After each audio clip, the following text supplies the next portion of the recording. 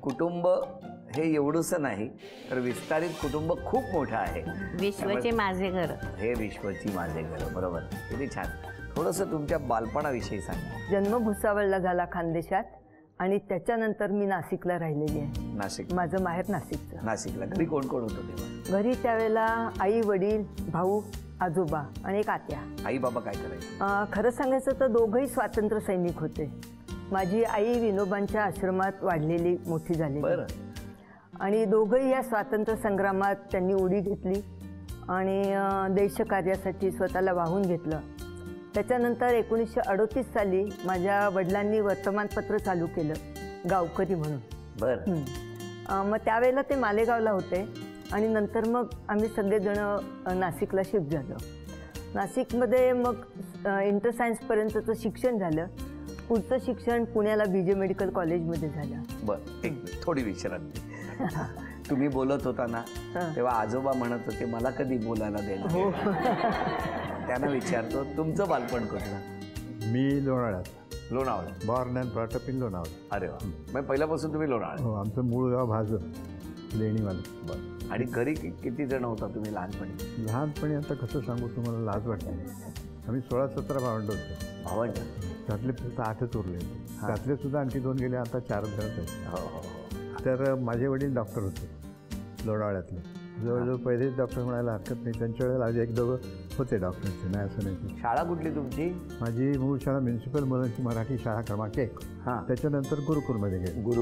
गुरुकुलमध्ये मी 8वीपर्यंत होतो. 8वी-9वीपर्यंत होतो. नंतर पुढे 9वी पास झाल्यानंतर 10वीला मी मॉडर्न हायस्कूल पुण्याला गेलो.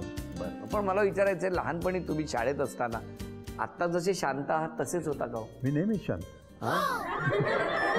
त्या सगळ्यांना विचारा. मी कधी नाही नाही नाही. एक सांगू का? मी नेहमीच शांत असं म्हटल्यानंतर आजींची जी प्रतिक्रिया होती ना हे कधी घडलं?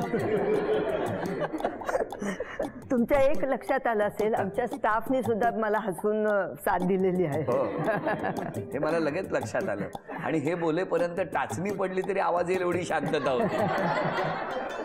पण त्यांना विचारा ना कोणाला मी रागवले का कधी किंवा नाही नाही. त्यापेक्षा रागावलं असतात तर बरं झालं असतं असं म्हणणं आहे त्यांचं. पण तुमचं हे मेडिकलचं शिक्षण तुम्ही कुठे घेतलं? BJ medical college Pune. Pune. आणि तुम्ही?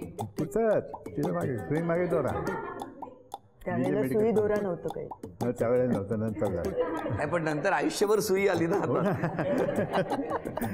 आता कोणी कोणाला टोचली हे नाही विचारणार मी.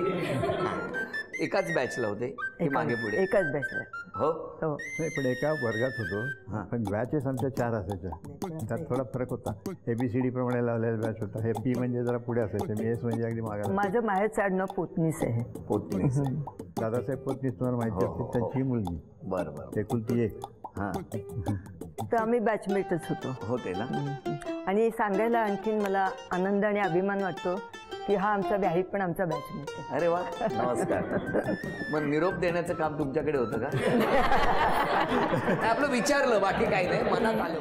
सफरचंदाचे काप नीट परतल्यानंतर त्यामध्ये दालचिनी पूड आणि मध घालून पुन्हा नीट परतून घ्यावं. बटर लावलेल्या ब्रेडवर सफरचंदाचे तुकडे, बदामाचे तुकडे, टुटी फ्रुटी, डार्क चॉकलेट आणि मीठ घालून दुसरा ब्रेडचा तुकडा त्यावर ठेवून वरच्या बाजूला बटर लावून घ्यावं. एका बाउलमध्ये स्ट्रॉबेरी सिरप आणि क्रीम घालून सॉस तयार करून घ्यावा. तयार सँडविच पॅन मध्ये बटरवर ग्रिल करून घ्यावं आणि स्ट्रॉबेरी सॉस बरोबर सर्व्ह करावं.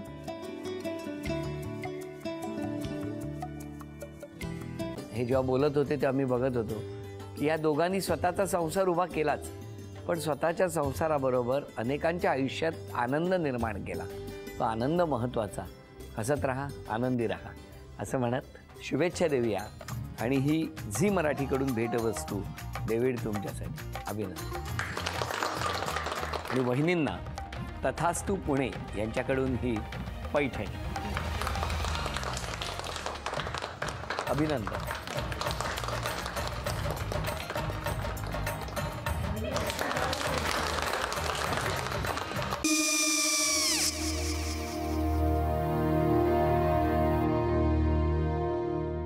काय गो? काय झालं? काय झालं? काय आले मी निकाल लावून आली. हो पण तिची आईच काय बोलली? तिला वाटलं का सगळ्या निशाने आपल्या चुका कबूल केल्या का? आई मी चांगलं सुनावून आली आहे. त्या तिची बाजू घेत होत्या, पण मी लक्ष दिलं नाहीये. खूप झालं आता. चांगुलपणा खूप झाला. मऊ दिसलं ना की कोपऱ्याने खणतात ना माणसं, ते असं. अगो पण आईच म्हणली काय तिची, पटला काय तिका? मला माहिती. आई, मी तुम्हाला नंतर फोन करते. हो. आणि आई बाबा जे बोलले त्याचं वाईट नका वाटून घेऊ. सॉरी. सॉरी काय त्या? नेहा आले. आई मी येते. हो काकू येते.